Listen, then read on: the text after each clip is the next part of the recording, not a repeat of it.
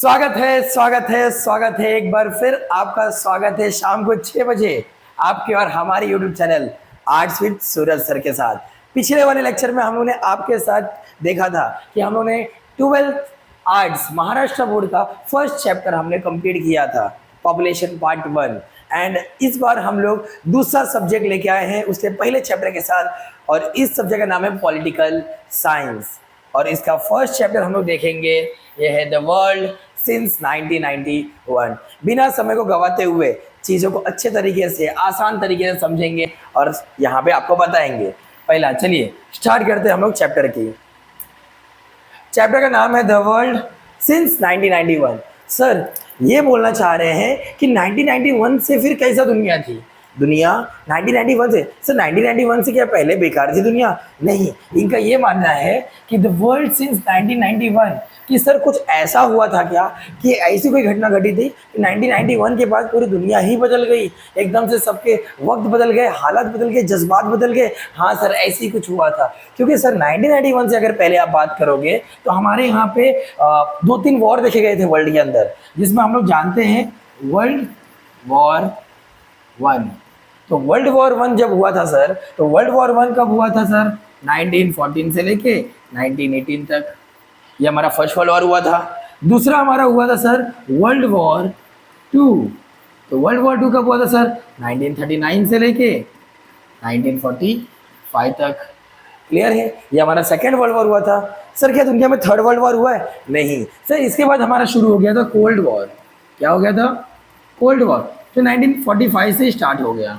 Sir इन सब चीज़ों के अंदर क्या बहुत बड़ी तबाही हुई थी? हाँ सर बहुत बड़ी तबाही हुई थी इन सब चीज़ों के अंदर, first world war and second world war. Cold war जो था इसमें कोई लड़ाई नहीं हुई थी सर, ये सिर्फ बातों से, एक दूसरे से गुस्सा निकालने के। इसमें जो अहम भूमिका रोल प्ले करते हैं उसमें यूएसए है और रशिया, जो पहले सोवियत यूनियन के नाम से जाना जाता था, जिसको आप यूएसएसआर के नाम से जानते थे, union of Soviet socialist Republic, जिसे हम लोग सोवियत यूनियन भी कहते हैं। तो पहले रशिया से पहले ये क्या हुआ करता था? यूएसएसआर हुआ करता था। तो यूएसएसआर और यूएसए की जो बढ़ती दुश्मनी थी उसका ही रूप था कोल्ड वॉर, उसका ही रूप था सेकेंड वर्ल्ड वॉर। तो ये सारी चीज़ें, ये जो चीज़ें चल रही थी, ये सब दुनिया वर्ल्ड लेवल पे चल रही थी। तो सर इसमें आपने बताया 1991, इसमें 1991 का तो कहीं जिक्र ही नहीं हुआ। 1991 आपने बात किया, 1991 के बाद क्या हुआ था? सर यही कोल्ड वॉर जो था ना, इस कोल्ड वॉर का ही क्या हो गया था? एंड हो गया था। क्या हो गया था? एंड, ये खत्म हो गया था। क्योंकि 1991 ये जाना जाता है 1990 के बाद, जब 1991 आया, 1991 आया, तो डिसइंटीग्रेशन ऑफ यूएसएसआर हुआ था। डिसइंटीग्रेशन ऑफ यूएसएसआर मतलब सर डिसइंटीग्रेशन मतलब टूट जाना। क्या यूएसएसआर सर टूट गया था? हाँ सर टूट गया था। सर कैसे टूटा था? सर ये बड़ा सा एक कंट्री था यूएसएसआर, जो उसी में से कुछ पार्ट में डिवाइड हो गया। सर कितने पार्ट में डिवाइड हुआ था? तो सर ये 15 पार्ट में डिवाइड हुआ था। कितने पार्ट में डिवाइड हुआ था? 15 पार्ट में डिवाइड हुआ था। समझ में आ गया? तो मैंने आपको थोड़ा सा एक ओवरव्यू दे दिया है। सर 15 पार्ट में कौन कौन सी कंट्री थी जिसके अंदर वो डिवाइड हुआ था? तो उसके अंदर आते हैं तुम्हारे, आज भी वो कंट्री एग्जिस्ट करते हैं। यूएसएसआर का सबसे बड़ा पार्ट अगर कुछ बन के निकला तो वो था रशिया। यूएसएसआर में सबसे बड़ा अगर कोई पार्ट निकल के आया तो उसका नाम था रशिया।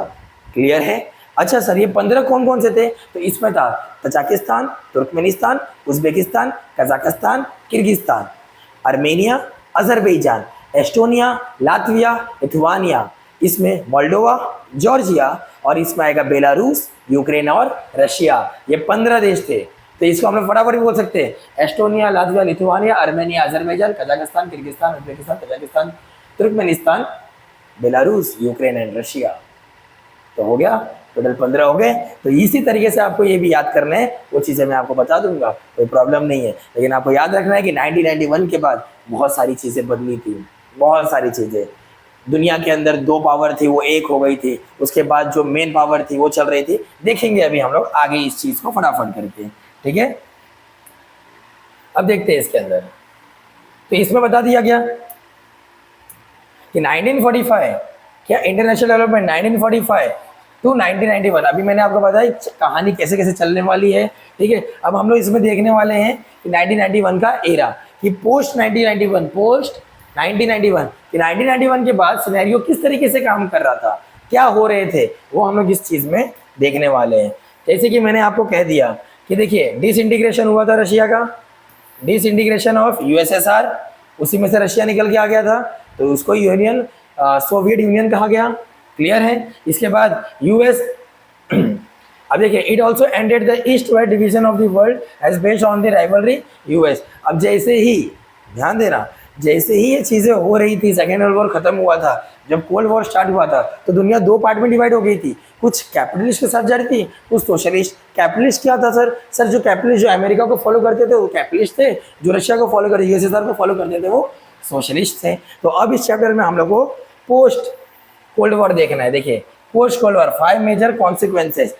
कोल्ड वॉर के बाद, अभी मैंने आपको बताया था कोल्ड वॉर कब आया था, मैंने आपको बता दिया था कि कोल्ड वॉर कब आया था। तो कोल्ड वॉर स्टार्ट हुआ था 1945 से, और कहा जाता है कि 1991 में यूएसएसआर के डिसइंटीग्रेशन टूटने के बाद ये चीज़ें, कोल्ड वॉर जो था वो खत्म हो गया था। लेकिन आज भी कोल्ड वॉर चालू है। जब कोल्ड वॉर कोई लड़ाई ही नहीं थी, वो तो सिर्फ बातों से थी ना, आज भी तो वो चल रहा है। आज भी यूएस और रशिया दोनों आपस में लड़ रहे हैं, हर एक चीज़ हो रही है सर। कोल्ड वॉर नाम के लिए एंड हो गया था, लेकिन आज भी चल रहा है।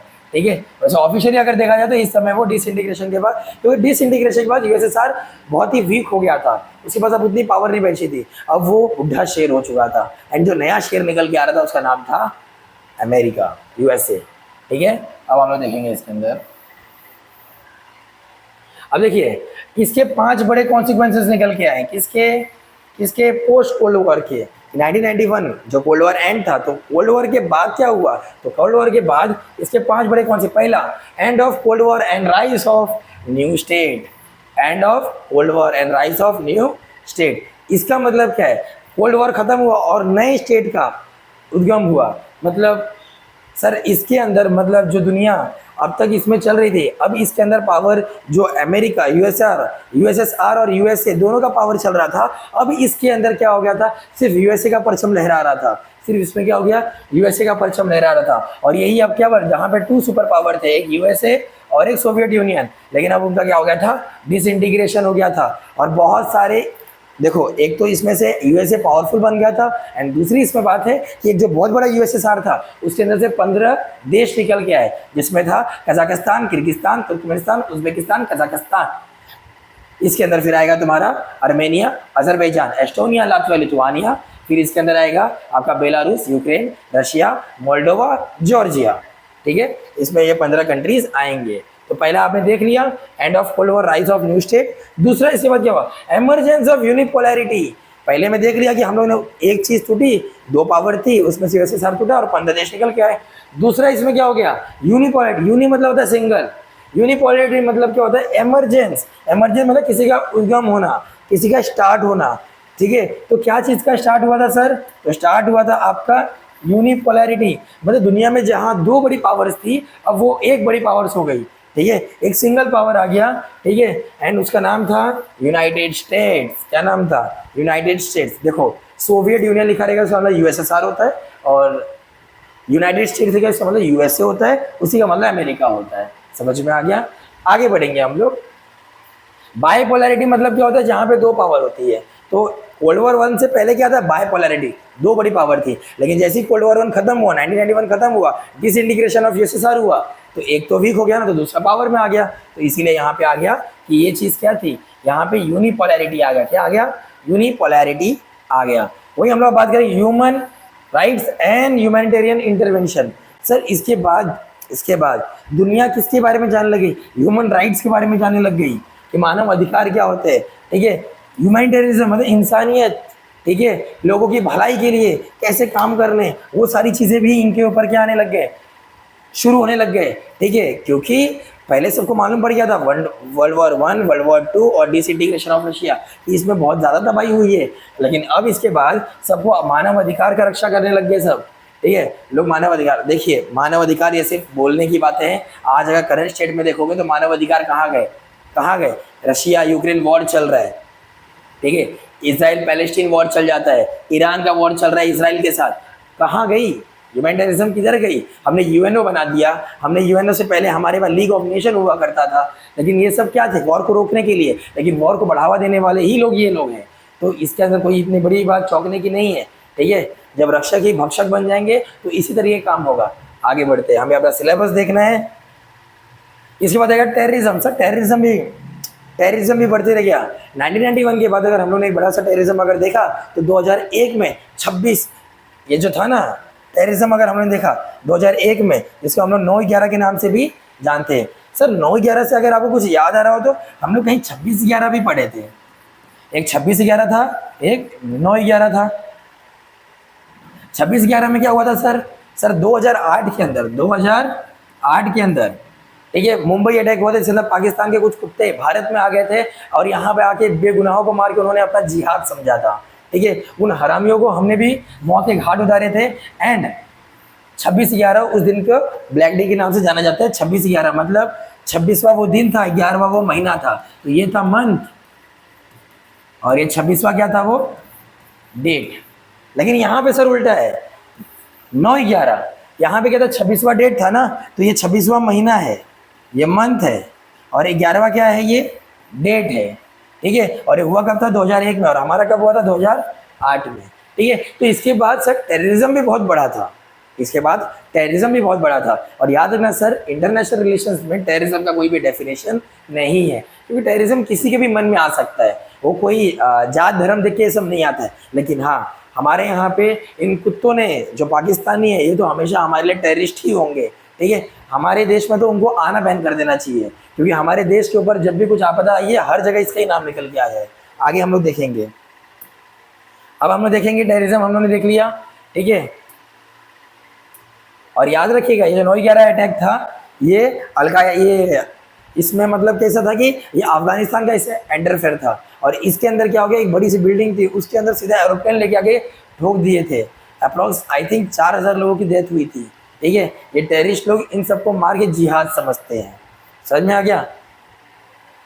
अब इसके अंदर हम देखेंगे 5वां, मल्टीपोलरिज्म एंड रीजनलिज्म। सर इसके बाद क्या हुआ, सर जैसे जैसे समय बदलता गया, एक बड़ा पावर तो निकल के आ गया जिसका नाम था सुपर पावर, जिसका नाम था यूएसए। लेकिन इसके बाद बहुत सारी पावर्स और निकल के आ गई, जैसे चाइना, जैसे इंडिया, ये सब एक ग्रोइंग डेवलपिंग इकोनॉमी थी। धीरे धीरे ये भी क्या हो गई, सुपर पावर में आने लग गई, ठीक है। तो ये चीज़ें हम लोगों ने देख ली। अब इसमें हम लोग देखेंगे, ठीक है, अब हम लोग देखेंगे and of cold war and rise of new state. तो हम लोगों ने 5 चीज़ें देख ली। अब हम लोग को देखनी है इसमें क्या, and of cold war and rise of new state. Sir cold war खत्म, ठीक है, एंड ऑफ कोल्ड वॉर। अब राइज होगा नया चीज़ का होगा, क्या होगा सर, स्टेट्स बनेंगे। याद रखिएगा, देखिए यहाँ पे कैपिटल एस लिखा है, इसका मतलब क्या है,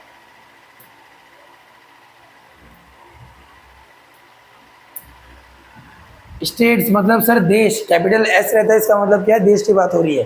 तो यहाँ पे राइज ऑफ न्यू स्टेट्स होने लग गए थे। कोल्ड वॉर के वजह पता है 15 देशों में टूटा था, ठीक है। तो जब वो 15 देशों में टूटा तो आपको इसमें अभी मालूम पड़ेगा, ठीक है। 1989,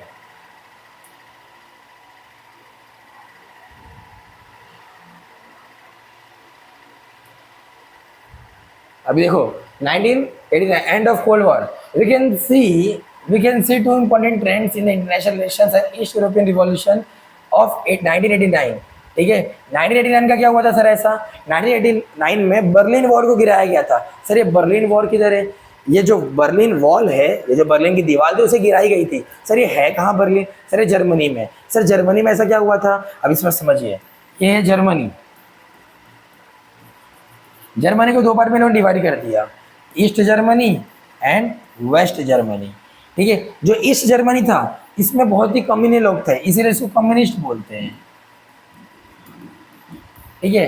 ये कम्युनिस्ट, यहाँ पे कोई भी इंडिपेंडेंट नहीं होता है। लेकिन यहीं पे लोग वेस्ट जर्मनी वाले डेमोक्रेटिक थे, और यहाँ पे लिबर्टी थी, बोलने की आज़ादी, डेमोक्रेसी, हर एक चीज़ था। तो ये लोग ने क्या कर दिया कि बीच में दीवार बना दिया, ये वाले लोग यहाँ ना जा पाए, क्योंकि ईस्ट जर्मनी वाले वेस्ट जर्मनी में फ्रीडम चाहते थे, और ये लोग को यहाँ जाने से रोका जाता था। लेकिन 1961 में, ध्यान देना, 1961 में ये दीवार बनाई गई थी, ठीक है। एंड 1989 में 28 साल बाद ठीक है, 28 साल बाद ये दीवार गिरा दी गई। जस्ट इतनी बड़ी दीवार एंड इतना सब कुछ होने के बावजूद एक छोटी सी गलती की वजह से दीवार गिरा दी गई, और जो कि मतलब बोलते हैं ना कि एक छोटा सा कदम भी एक बहुत बड़ा रिवॉल्यूशन लेके आ सकता है। तो यही चीज़ यहाँ पे हुई थी। जो ईस्ट जर्मनी का एक नेता था, ईस्ट जर्मनी का एक नेता था, वहाँ का पॉलिटिकल रिप्रेजेंटेटिव था, लीडर था वहाँ का, वो एक प्रेस कॉन्फ्रेंस में इसने ये बोल दिया कि जो बर्लिन की वॉल है ना वो गिरा दी जाएगी, मतलब वो बर्लिन की वॉल लांगे कोई भी उस साइड जा सकता है, ऐसा लॉ पास हो गया है। लोगों में एकदम अफरा तफरी मची, ये ईस्ट जर्मनी वाले सब लोग इस साइड वॉल के पास चले गए, ठीक है। एंड वहाँ पे जो लोग बॉर्डर पे जो लोग सैनिक तैनात थे, सोल्जर्स लोग थे, वो लोग भी कंफ्यूज थे कि भाई आदमी लोग आए हैं, बात तो सही है, हम इन्हें मार भी नहीं सकते क्योंकि बड़े लीडर ने कहा है, ठीक है, लेकिन इनको कोई भी ऑफिशियल ऑर्डर नहीं आया था। लेकिन फिर भी लोगों ने यहाँ से कूदना फाड़ना शुरू किया और चले गए, और लोगों ने छेनी हथौड़ी से, ठीक है, जिसको जो मिला उसी से ठोक ठोक के पूरी दीवार ही गिरा दी गई। समझ में आ गया? और तब से जर्मनी बना पूरा। समझ में आ गया? क्लियर है? तो आगे अब हम समझेंगे कि 1989 में, अब आपको समझ में आ गया कि 1989 में क्या हो गया था, ईस्ट यूरोप में क्या हुआ था, तो वो चीज़ें आपको क्लियर हो गई है। अब हम लोग इसमें देखेंगे,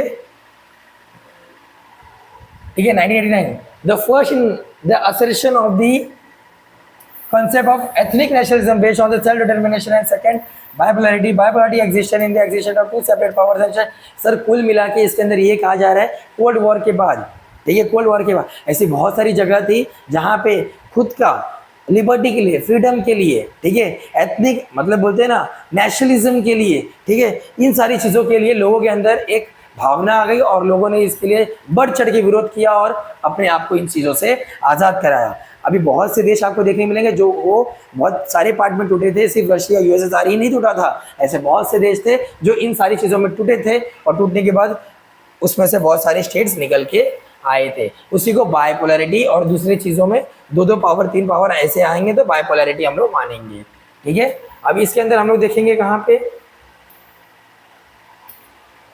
अब देखिए यहाँ पे सर कौन कौन से एग्जाम्पल है जिसके अंदर बहुत सारी चीज़ें टूट के आई थी। तो इसके अंदर आता है Europe, the pattern of creation of new states can be seen as follow. Europe के अंदर बहुत सारे देश थे जहाँ पे ऐसी ऐसी चीज़ें हुई थी, एक देश में से बहुत सारे चीज़ निकल के आई थी। ये क्या नाम है?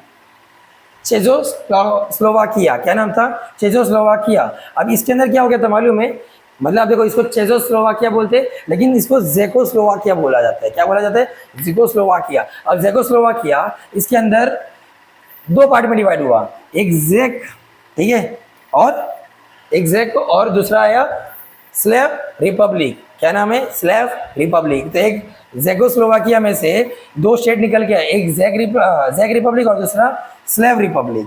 क्लियर? इसी के अंदर सर और भी दूसरे थे। तो जो जेकोस्लोवाकिया था उसके अंदर 2 पार्ट निकल के, एक सेक रिपब्लिक और दूसरा जेको रिपब्लिक और स्लेव रिपब्लिक। अब इसके बाद यूगोस्लाविया में भी स्प्लिट हुआ, क्रोएशिया में, स्लोवेनिया में, सर्बिया में, बोस्निया में, फिर हर्जेगोविना में, और फिर नॉर्थ मैकेडोनिया और मॉन्टेग्रा, ठीक है, मॉन्टेनिग्रो। क्या नाम था उसका? मॉन्टेनिग्रो। अब इन सारे देशों में भी इसमें ये स्प्लिट हुआ था। ये आपको जैसे एग्जाम्पल दिया जा रहा है। वहीं अगर हम लोग बात करेंगे सर, न्यू स्टेट तो सोवियत यूनियन से भी बने थे, जिसमें मैंने आपको बता दिया था, अब बताया था कि नहीं, Tajikistan, Turkmenistan, Uzbekistan, Kazakhstan, Kyrgyzstan, Estonia, Latvia, Lithuania, Armenia, Azerbaijan, Moldova, Georgia, और इसके बाद आता है यूक्रेन, रशिया, बेलारूस। ये देखो ये सारी कंट्रीज यहाँ पे आपको दिख रही है, ठीक है। इसके अंदर आप लोग देख सकते हो ये पूरा यूरोप है, ठीक है, ये पूरा क्या है? यूरोप है। और यूरोप आपको मालूम है ये कॉन्टिनेंट भी है। Clear? The trend of creation of new states and bases of ethnic nationalism, मैंने आपको बताया ना, जाति राष्ट्रवाद की, ethnic nationalism based on right of self determination, भाई वो खुद का हक चाहते थे ना, ठीक है। And see in the part of the world some of the new countries that emerge independent state. इसी वजह से तो सब में एक आया ना भावना कि हाँ हमें भी एक नया स्टेट चाहिए। तो इसमें ईस्ट टाइमोर करके है, इसमें से निकला इंडिपेंडेंट फ्रॉम इंडोनेशिया। तो इंडोनेशिया से ईस्ट टाइमोर निकल के आया, वो भी इंडिपेंडेंट कंट्री माना गया, ठीक है। सूडान से निकल के आया साउथ समझ में आ गया। सूडान से कौन निकला, साउथ सूडान, ठीक है। और इथोपिया से कौन निकल गया, एरिट्रिया। तो ऐसे बहुत से देश थे कोल्ड वॉर के बाद 1991 के बाद, कि बहुत सारे देश थे जिनके अंदर से डिवाइड हुआ था। आगे हम लोग देखेंगे ये सारी चीज़ें, स्पेन से कैटालोनिया ये हुआ था इसमें से अलग, फिर इसके ये सब यूरोप की कंट्री है, ठीक है। और फिर इसमें क्या था, Kosovo won independent from Serbia, ठीक है। It independent has been recognised as sub country of Europe. Europe के कुछ कंट्री इसे रिकॉग्नाइज मानते हैं कि हाँ ये सर्बिया का पार्ट नहीं है, लेकिन आज भी ये सर्बिया का पार्ट है, ये चाहता है कि सर्बिया का पार्ट हो, नहीं हो ये। और यूरोप की कुछ कंट्रियाँ, और सर्बिया किसका पार्ट है, रशिया का। तो यूरोप वाले रशिया से हमेशा खफा होते हैं। तो जो सर्बिया वाला इलाका है, सर्बिया आज भी इस कोसोवा को अपना पार्ट बोलता है, लेकिन यूरोप के कुछ देश है जो इसे इंडिपेंडेंट मानते हैं। जस्ट लाइक चाइना और ताइवान, इसको लेके आज भी बहुत सारे देश ताइवान को एक अलग कंट्री मानते हैं, लेकिन चाइना ताइवान को अपना ही पार्ट मानता है। अब देखो क्या है, Chechnya wants independent from Russia, इसको चाहिए कि भाई ये रशिया से अलग हो जाए। अभी देखो यही था आपका क्या, 15 देश। रशिया इन सब में क्या है, सबसे बड़ा है। रशिया इन सब में क्या है, सबसे बड़ा है। और उसके अंदर अभी मैंने आपको जो बताया, क्या नाम था, Tajikistan, Turkmenistan, Uzbekistan, Kazakhstan, Kyrgyzstan, Armenia, Azerbaijan, फिर इधर आएगा Estonia, Latvia, Lithuania, Belarus, Ukraine, Moldova, Georgia, और लास्ट में आएगा रशिया। ये 15 देशों में आपका यूएसएसआर टूटा था, जिसे डिसइंटीग्रेशन ऑफ यूएसएसआर कहा जाता है। एंड कोल्ड वॉर का भी द एंड यही था, ठीक है। अब इसके बाद हम लोग जाएंगे टूवर्ड्स अ यूनिपोलर वर्ल्ड। हम लोग यूनिपोलर वर्ल्ड की तरफ जाएंगे, जहाँ पे मैंने बताया था यूनि मतलब सिंगल, अब सिंगल देश का इसमें राज आने वाला है। तो ये हम लोग देखेंगे आपके इस चैप्टर पॉलिटिकल साइंस के चैप्टर नंबर 1 के लेक्चर नंबर 2 में। और ये था हमारा लेक्चर नंबर 1। तो 2 में आपसे मिलेंगे। आपको एक ऐसा लगा, ये चीज़ें आपको बताया, देखिए आपको ये चीज़ें यहीं पे समझनी है, यहीं पे पढ़नी है, यहीं पे ख़त्म करनी है। रोज़ इस चीज़ को अच्छे से स्टडी कीजिए। शाम को मिलते हैं 6 बजे आर्ट्स विद सूरज सर के चैनल पे। मिलते हैं आपसे अगले वीडियो में लेक्चर नंबर 2 में। तब तक के लिए जय हिंद, जय भारत, जय महाराष्ट्र।